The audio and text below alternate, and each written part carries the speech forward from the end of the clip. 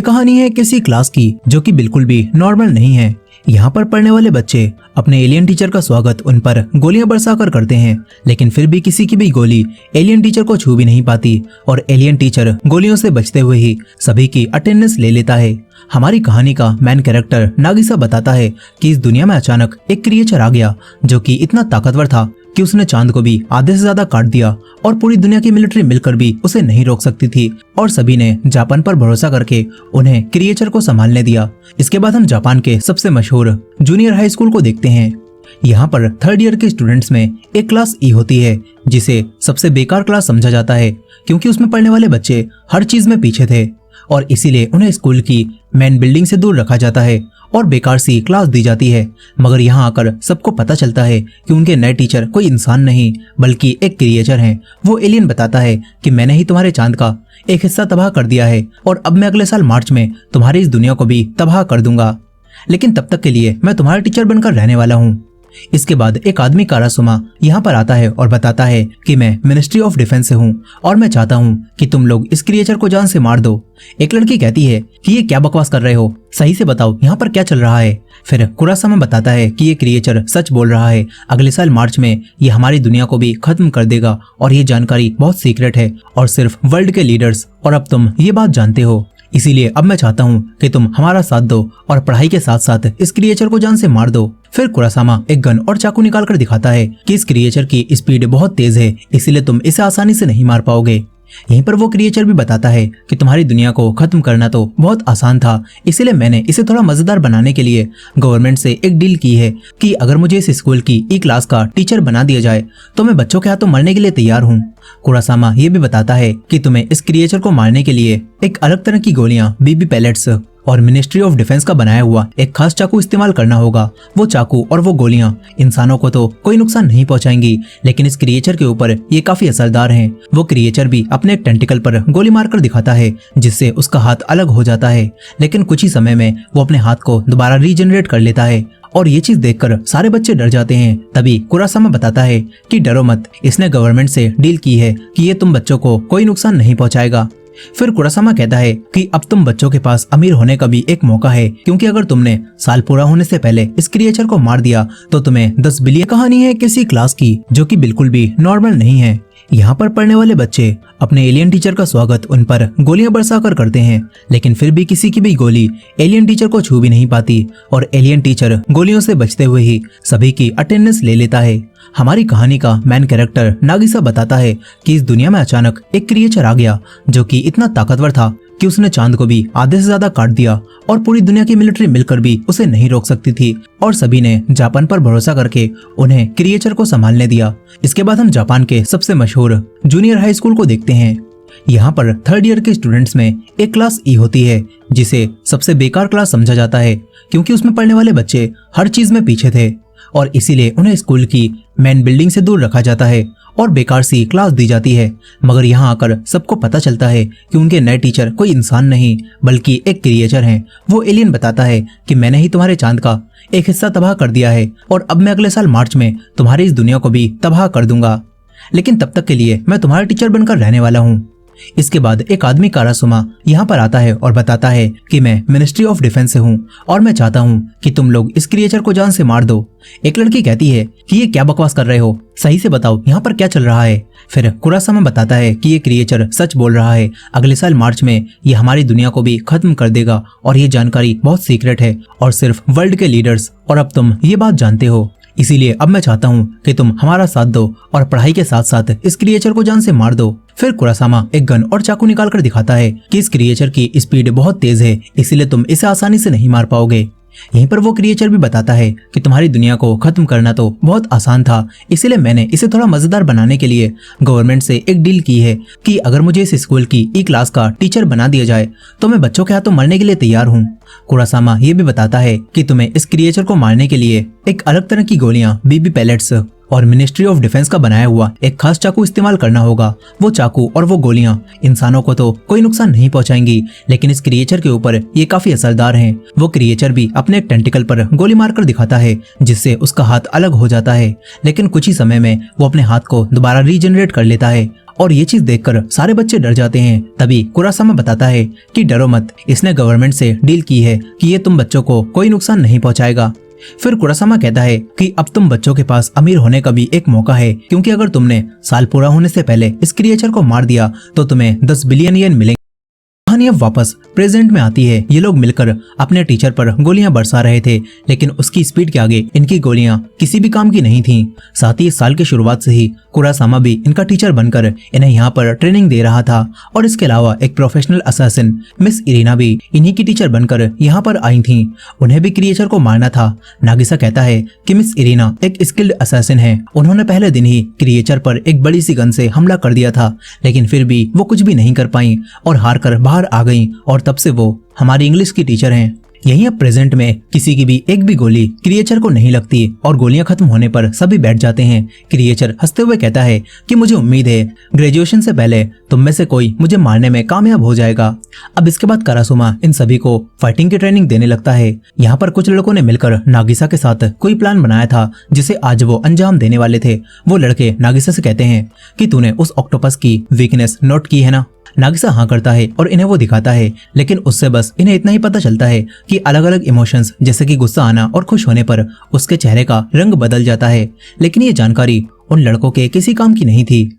अब इसके बाद जब ऑक्टोपस इन्हें पढ़ा रहा था तो एक लड़का नागिसा को प्लान अंजाम देने का इशारा करता है। नागिसा कोई सवाल पूछने के बहाने ऑक्टोपस के पास जाता है और उसने अपना चाकू पीछे छुपा रखा था, लेकिन जैसे ही नागिसा उस पर हमला करता है तो तभी ऑक्टोपस अपने टेंटिकल से उसका हाथ पकड़ लेता है। मगर ये वो प्लान नहीं था। दरअसल नागिसा ने अपने ऊपर उन्हीं स्पेशल गोलियों से बना हुआ एक बम लगा रखा था और वो लड़के बटन दबाकर उसे ब्लास्ट करते हैं, जिससे यहाँ पर धमाका होता है। वो लड़के खुश होने लगते हैं कि उन्होंने ऑक्टोपस को मार दिया। नागिसा की दोस्त ये देखकर कहती है कि तुमने ये क्यों किया। वो लड़के कहते हैं कि चिंता मत करो, ये बच्चों के खिलौने वाला बॉम्ब था जिसमें हमने वही स्पेशल पैलेट्स डाल दी थी, इससे नागिसा को कुछ भी नहीं होगा। ये लोग खुश हो रहे थे कि फाइनली इन्होंने ऑक्टोपस को मार ही दिया, लेकिन असल में ऑक्टोपस बच गया था। वो छत पर चिपका होता है और उसने बम फटने से ठीक पहले अपनी स्किन उतार दी थी, जो कि वो हर महीने करता था। साथ ही अब ऑक्टोपस उन 3 लड़कों पर काफी गुस्सा भी हो जाता है जिन्होंने ये प्लान बनाया था, क्योंकि गवर्नमेंट की डील के हिसाब से इन बच्चों को सिर्फ उसी चाकू और गोलियों का इस्तेमाल करके ही ऑक्टोपस को मारना था।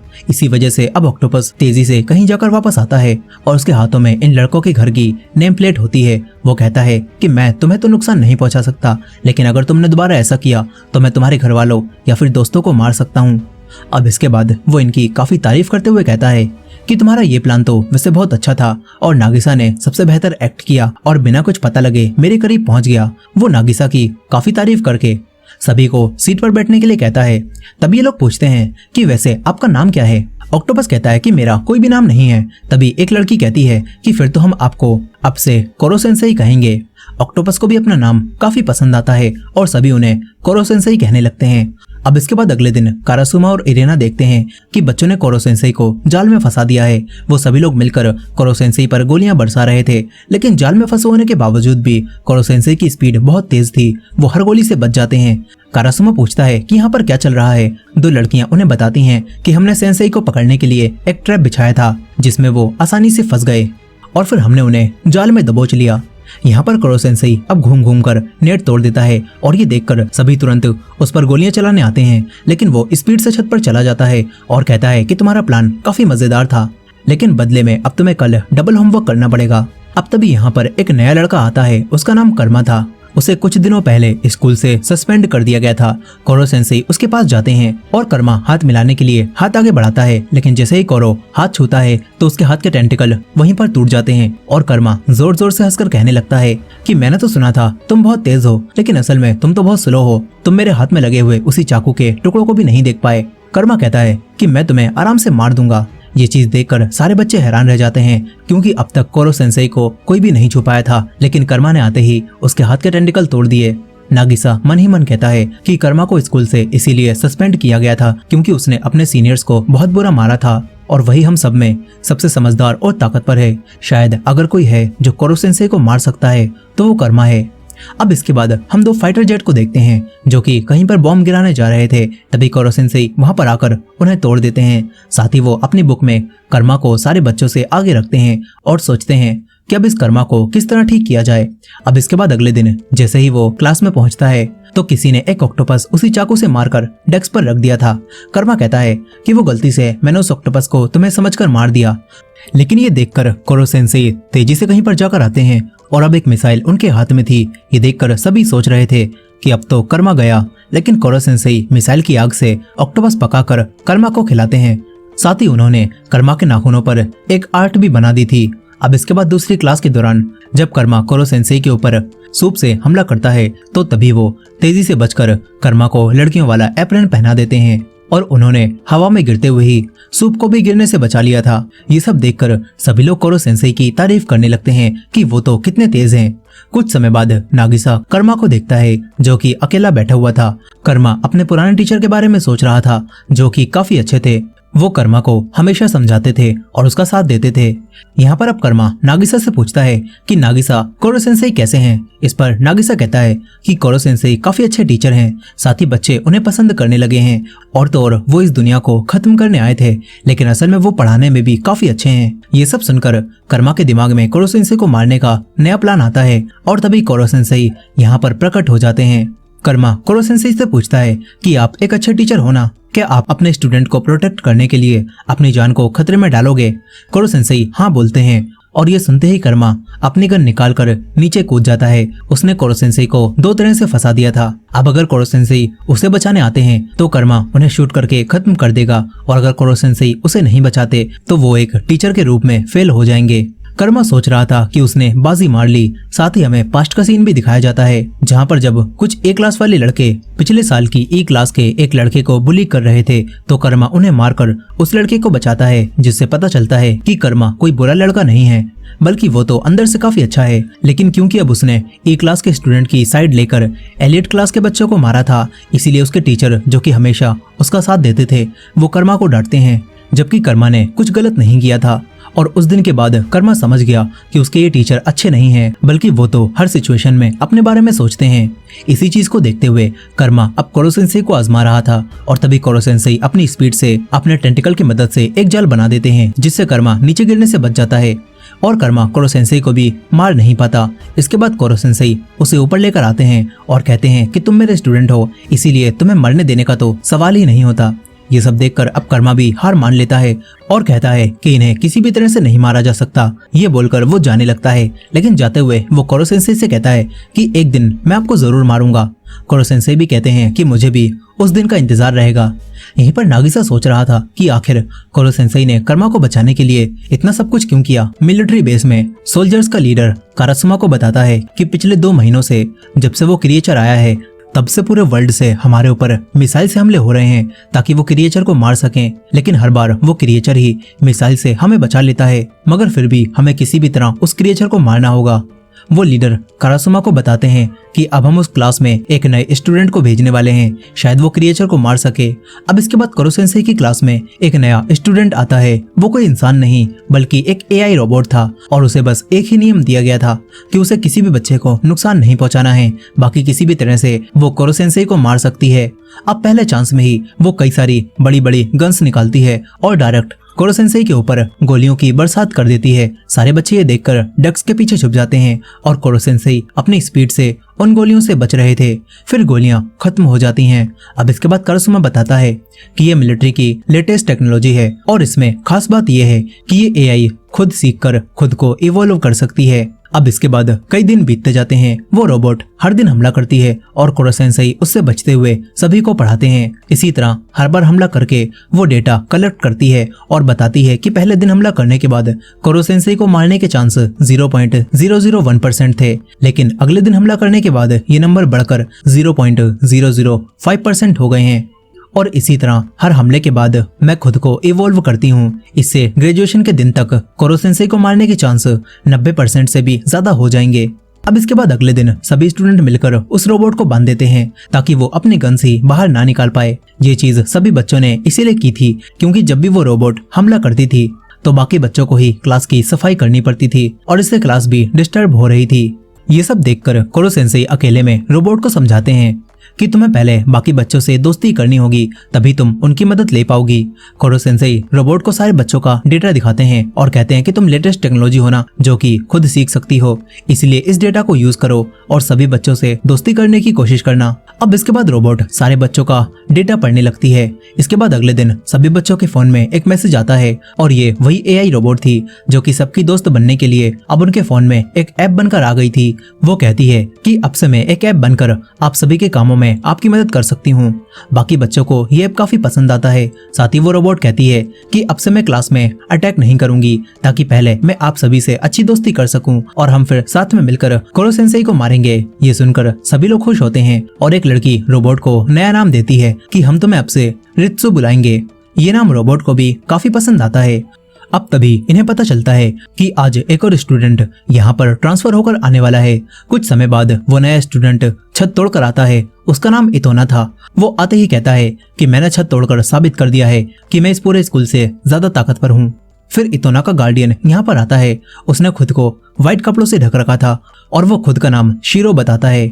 यहाँ पर वो रोबोट रित्सु बताती है कि ये इतोना है, मैंने और इसने साथ में ही असासिन बनने की ट्रेनिंग ली थी। यहाँ पर इतोना कर्मा को देखकर कहता है कि तुम सारे बच्चों में सबसे ताकतवर हो ना, लेकिन मेरे आगे तुम कुछ भी नहीं हो, मगर चिंता मत करना, मैं तुम्हें कुछ भी नहीं करूंगा।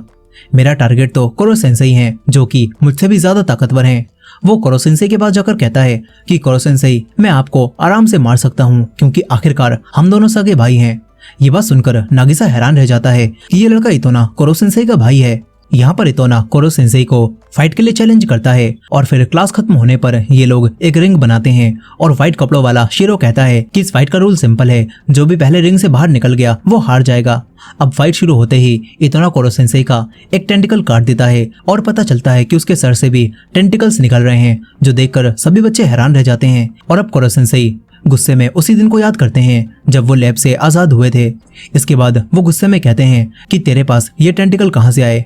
यहाँ पर इतोना दोबारा कोरो सेंसेई के ऊपर हमला करता है और दोनों के बीच में जबरदस्त फाइट होती है। कोरो सेंसेई को जल्दी ही अपनी स्किन उतारनी पड़ जाती है ताकि वो टेंटिकल्स को एक बार चकमा दे सकें। नागिसा देखता है कि कोरो सेंसेई तो अब काफी थक चुके हैं, आज तक किसी भी फाइट में उनकी एनर्जी इतनी कम नहीं हुई थी। शीरो कहता है कि कोरो सेंसेई, आपने अपनी एनर्जी अपने टेंटिकल्स को रीग्रो करने में लगा दी और स्किन को उतारने में लगा दी, इससे तो अब आपकी स्पीड बहुत कम हो जाएगी, यानी कि इतोना का जीतना काफी आसान है। इतोना भी कहता है कि कोरो सेंसेई, मैं आपसे ज्यादा ताकतवर हूँ। ये बोलकर वो कोरो सेंसेई पर कई हमले करता है, जिससे एक के बाद एक उनके टेंटिकल्स कटते जाते हैं। वही रोबोट डेटा एनालाइज करके सबको बताती है कि अगले हमले में कोरो सेंसेई के मरने के चांसेस 60% हैं। और ये चीज देखकर नागिसा अपने चाकू को देखता है और सोचता है कि बस एक दो हमले में ही कोरो सेंसेई मारे जाएंगे। लेकिन नागिसा को अच्छा नहीं लग रहा था। वो नहीं चाहता था कि कोरो सेंसेई इतोना के हाथों से मारे जाएं। अब तभी शीरो इतोना से कहता है कि इतोना, इसका काम खत्म करो। और तभी इतोना कोरो सेंसेई के ऊपर हमला करता है, लेकिन अचानक उसके टेंटिकल्स को कुछ हो जाता है और वो खराब हो जाते हैं। पता चलता है कि कोरो सेंसेई अपनी स्पीड की मदद से तेजी से वहां पर हट गए थे और उन्होंने वहां पर नागिसा का चाकू रख दिया था। और क्योंकि इतोना के पास बिल्कुल कोरो सेंसेई जैसे टेंटिकल्स थे, इसी वजह से वो टेंटिकल्स इस चाकू से अब खराब हो गए हैं। अब इसके बाद कोरो सेंसेई उसे अपनी स्किन में लपेटकर क्लास से बाहर फेंक देते हैं और कहते हैं कि तुम्हें पहले क्लास में रहकर एक्सपीरियंस लेना चाहिए था, तुम मुझे मार पाते, मगर अब तो तुम रिंग से बाहर हो, इसीलिए जीत मेरी हुई। सभी बच्चे भी इतोना के हारने से खुश हो रहे थे। अब इसके बाद शीरो इतोना को लेकर यहाँ से जाने लगता है। कोरो सेंसेई उसके पास आकर उससे कुछ पूछने वाले थे, लेकिन जैसे ही वो शीरो को हाथ लगाते हैं तो उनके टेंटिकल्स पिघलने लगते हैं और शीरो कहता है कि ये कपड़े भी उसी मटेरियल से बने हैं। ये बोलकर वो चला जाता है। अब तभी एक लैब का सीन दिखाया जाता है जहाँ पर आग लग रही थी और एक लेडी बेहोश थी और ऐसा लग रहा था यहाँ पर कोई क्रिएचर आजाद हुआ है। प्रेजेंट टाइम में नागिसा और बाकी बच्चे कोरो सेंसेई के पास आते हैं। इनका अपने टीचर से अच्छा बॉन्ड बन चुका था और नागिसा पूछता है कि कोरो सेंसेई, आपने पढ़ाने के लिए हमारी ई क्लास को ही क्यों चुना। इस पर कोरो सेंसेई कहते हैं कि मैंने किसी से वादा किया था और उसे पूरा करने के लिए ही मैं तुम्हें पढ़ाने आया हूँ। कोरो सेंसेई ये बात नहीं बताते कि वो वादा क्या था और किससे किया गया था, और वो कहते हैं कि क्यों ना हम लोग इस वीकेंड स्कूल में ही रहें और साथ में पढ़ाई करें। कर्मा भी सारी बातें सुन रहा था। वो कहता है कि इस तरह तो आपको मारने के चांसेस भी बढ़ जाएंगे और हम कभी भी आप पर अटैक कर पाएंगे। कोरो सेंसेई कहते हैं कि हाँ, ये एक असासिन कैंप होगा जिसमें तुम मुझे मारने की कोशिश कर सकते हो। अब इसके बाद असैसिन कैंप शुरू हो जाता है। कोरो सेंसेई अपनी स्पीड से हर एक बच्चे को अलग अलग सब्जेक्ट पढ़ा रहे थे और उनकी स्पीड अब भी काफी तेज थी। नागिसा कोरो सेंसेई से जुड़ी छोटी छोटी बातें भी नोट कर रहा था ताकि किसी दिन ये चीजें कोरो सेंसेई को मारने में काम आ सकें। इसी कैंप की मदद से कारासुमा सारे बच्चों को अच्छे से ऑब्जर्व करता है और उसे पता चलता है कि किस बच्चे में कौन सा टैलेंट है। कोई शूटिंग में माहिर था तो किसी को चाकू चलाना आता था, लेकिन नागिसा बाकी सभी से बिल्कुल अलग था, उसमें कुछ खास था। यहीं पर सारे लड़के मिलकर अब लड़कियों के बाथरूम में झांकने जाने लगते हैं। वो लोग नागिसा को भी बीच में पकड़ लेते हैं। इधर लड़कियां अपने रूम में पिलो फाइट खेल रही थीं। फिर ये लोग अपनी टीचर मिस इरिना का मजाक बनाती हैं और उनसे पूछती हैं कि वैसे आपने अब तक कितने लड़कों को टपकाया है। इरिना इन्हें बताना शुरू करती है। तभी कोरो सेंसेई भी लड़कियों की ड्रेस में यहाँ पर आ जाते हैं। ये देखकर अब सभी लड़कियां जिद करने लगती हैं कि कोरो सेंसेई हमें अपनी लव स्टोरी सुनाइए। ये देखकर कोरो सेंसेई यहाँ से रफू चक्कर हो जाते हैं। सारी लड़कियां गन लेकर उन्हें ढूंढने लगती हैं। लड़कियों की फौज को देखकर जो लड़के बाथरूम में झांकने की कोशिश कर रहे थे वो भी निकल लेते हैं और हमारा बेचारा नागिसा एक लड़की के हाथों पकड़ा जाता है। इधर कोरो सेंसेई कारासुमा के पास आ जाते हैं। यहाँ इनकी बातों से हमें पता चलता है कि कोरो सेंसेई भी कभी इंसानों की तरह हुआ करते थे, लेकिन फिर उनके साथ कुछ हुआ जिसने उन्हें ऐसा बना दिया।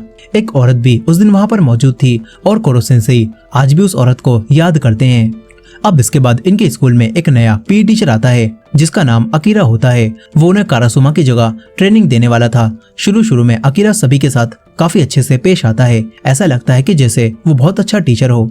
यहीं पर कारासुमा और कोरो सेंसेई भी उसे देख रहे थे और कारासुमा पहले से ही अकीरा को जानता था। इसके बाद मिस इरिना अकीरा के बारे में जानकारी निकालकर कारासुमा को बताती हैं कि उसके सिखाने का तरीका काफी ज्यादा वायलेंट है। यहीं पर अब ट्रेनिंग के दौरान जब एक लड़की गिर जाती है तो अकीरा उसे मारने लगता है और ये देखकर कारासुमा उसे रोकता है और कहता है कि हिम्मत है तो मुझसे लड़ो। ये सुनकर अकीरा कारासुमा को चैलेंज करता है और कहता है कि चलो अपने स्टूडेंट्स में से किसी भी एक को चुनो, मैं उससे खाली हाथ लड़ूंगा और अगर उसने चाकू मुझसे टच भी कर दिया तो मैं हार जाऊंगा और ये जॉब छोड़ दूंगा। अकीरा अब असली चाकू निकालता है और कोरो सेंसेई भी ये देख रहे थे। सारे बच्चे डरे हुए थे क्योंकि वो असली चाकू से फाइट नहीं करना चाहते थे। तभी कारासुमा नागिसा के पास जाकर उसे लड़ने के लिए चुनता है। नागिसा भी मान जाता है। वो चाकू लेकर अकीरा की तरफ बढ़ने लगता है। अचानक नागिसा मुस्कुराता है और उसकी पूरी पर्सनालिटी ही चेंज हो जाती है। अकीरा ये देखकर हिल भी नहीं पाता और नागिसा उसे गिराकर उसके गले पर चाकू रख लेता है, जिसके साथ ही नागिसा जीत जाता है। ये देखकर अकीरा कहने लगता है कि चलो एक और रीमैच करते हैं, लेकिन नागिसा मना कर देता है और अकीरा से यहाँ से जाने के लिए कहता है। अकीरा को भी वादे के मुताबिक यहाँ से जाना पड़ता है। फिर सारे बच्चे नागिसा के साथ खुश होने लगते हैं। यहीं पर कोरो सेंसेई कारासुमा से कहते हैं कि आखिरकार तुमने भी नागिसा का टैलेंट नोटिस कर ही लिया। कारासुमा बताता है कि बाकियों से हटकर नागिसा के पास नेचुरल असैसिन वाला टैलेंट है। कोरो सेंसेई भी कहते हैं कि इस ई क्लास में अलग अलग तरह के असैसिन्स भरे हुए हैं, देखते हैं कि इन सभी में से मुझे कौन मारेगा। अब इसके बाद बारिश के दिनों में सभी लोग देखते हैं कि पानी की वजह से कोरो सेंसेई का चेहरा फूल गया है। यहाँ पर कोरो सेंसेई तुरंत ही ऊपर से गिरने वाले पानी को रोकते हैं और ये देखकर नागिसा इसे नोट कर लेता है। यहीं पर एक लड़की कोरो सेंसेई के पास आकर कहती है कि मैंने बहुत मेहनत से ये जहर बनाया है और मैं चाहती हूँ कि आप इसे पी लें। उसकी ईमानदारी देखकर कोरो सेंसेई उसे पी जाते हैं। सबको लग रहा था कि इससे कोरो सेंसेई मर जाएंगे, लेकिन कोरो सेंसेई के ऊपर जहर का कोई असर नहीं होता और कोरो सेंसेई उस लड़की से कहते हैं कि तुम्हारे अंदर तो कमाल का टैलेंट है, मैं तुम्हें क्लास के बाद सिखाऊंगा कि इससे भी स्ट्रॉन्ग पॉइजन आखिर कैसे बनाया जा सकता है। फिर कोरो सेंसेई इन्हें अपनी एक और पावर दिखाते हैं। उन्होंने एक लिक्विड की मदद से अपने शरीर को किसी पेपर की तरह बना लिया था और अब कोई भी उन्हें नहीं पकड़ पाता। और ये लिक्विड भी कोरो सेंसेई ने उसी लड़की से बनवाया था जिसने जहर बनाया था। और कोरो सेंसेई साइंस सब्जेक्ट में उस लड़की की काफी तारीफ करते हैं और फिर सबसे कहते हैं कि चलो अब अपनी अपनी सीट पर बैठो, हमें पढ़ाई करनी है। लेकिन सभी बच्चे कहने लगते हैं कि हम तो क्लास ई में हैं, हमारा पढ़ने का आखिर क्या ही फायदा, हम चाहें जितनी भी कोशिश कर लें हमारे ग्रेड अच्छे नहीं होने वाले। ये बात सुनकर कोरो सेंसेई सारे टीचर्स को इकट्ठा करते हैं और बताते हैं कि असैसिनेशन में कभी भी सिर्फ एक प्लान पर काम नहीं किया जा सकता, तुम्हें मुझे मारने के लिए पढ़ना भी होगा। इसके बाद वो पावर का जलवा दिखाते हुए एक स्पेस से सैटेलाइट को बैकयार्ड में लाते हैं और फिर सभी को बताते हैं कि मैं एक सुपर बीइंग क्रिएचर हूँ, अगर तुम्हें मुझे मारना है तो एक के साथ साथ तुम्हें सेकंड प्लान पर भी काम करना पड़ेगा और साथ ही तुम्हें पढ़ाई में भी अच्छा होना होगा, क्योंकि एक असैसिन को हर एक चीज में माहिर होना पड़ता है।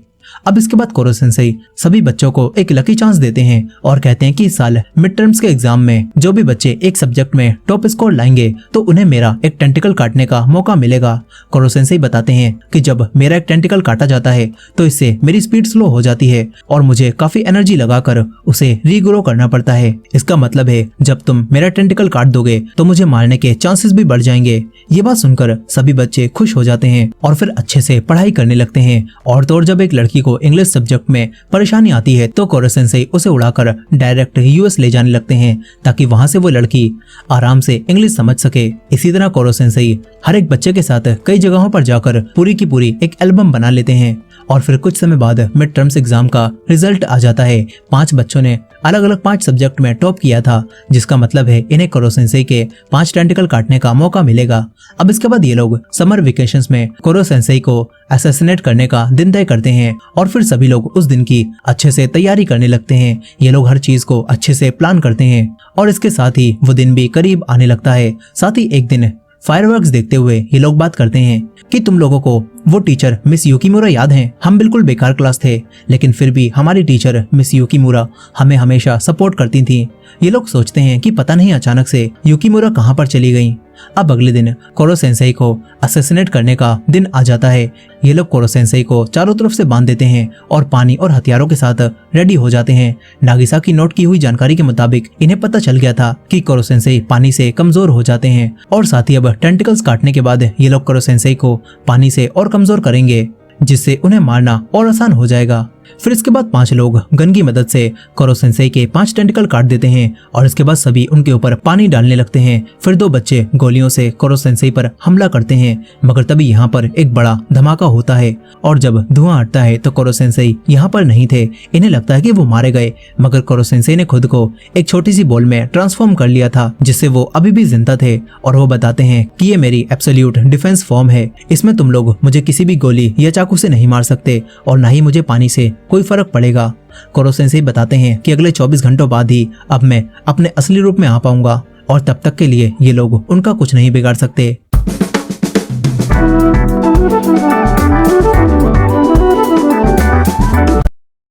तभी अचानक से एक के बाद एक कई बच्चे बेहोश होने लगते हैं और उन्हें तेज फीवर हो जाता है। फिर इसके बाद अकीरा अपने लोगों के साथ यहाँ पर आता है और बताता है कि मैंने इन बच्चों की ड्रिंक में वायरस मिला दिया था क्योंकि मुझे नागिसा से बदला लेना है और अब इस वायरस का एंटीडोट सिर्फ मेरे पास है। वो एंटीडोट देने के बदले में नागिसा को कोरो सेंसेई के साथ उसे सौंपने के लिए कहता है और कारासुमा के पास अब कोई चारा नहीं था क्योंकि कई बच्चों की जान खतरे में थी। लेकिन तभी कोरो सेंसेई उससे कहते हैं कि तुम्हें सही में लगता है वो अपना वादा निभाएगा?